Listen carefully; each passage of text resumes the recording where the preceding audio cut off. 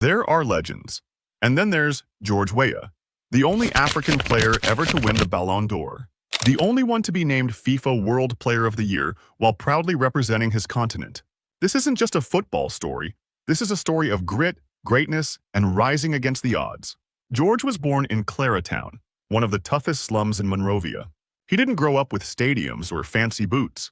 He grew up with dust, chaos, and survival. His neighborhood was packed, loud, and struggling. Poverty wasn't a phase, it was the daily reality.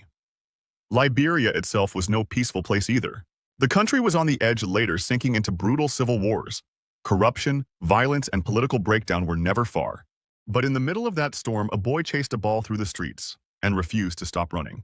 He started in Liberia, playing for local clubs, but it was Arsène Wenger, the French manager, who spotted his raw talent and brought him to Monaco in 1988. That was the start. From there, Weah didn't just play, he took over. Next was Paris Saint-Germain, where he dominated French football and became the top scorer in the Champions League. Then came the big leap to AC Milan, where he reached legendary status.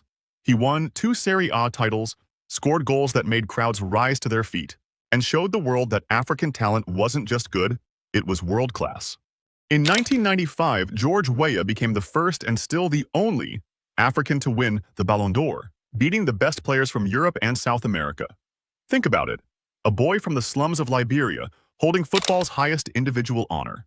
Not because of politics, not because of hype, but because he was simply that good.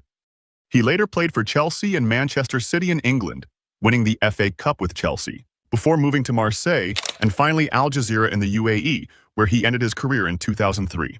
But George Weah wasn't finished. While others retired quietly, he turned to something even bigger, his country. After everything he'd seen growing up, he wanted change, real change. So he ran for president. He lost at first. Then he came back stronger. And in 2018, he was elected president of Liberia. From barefoot boy to Ballon d'Or winner, from war-torn streets to the presidential palace, George Weah didn't just beat the odds, he redefined them.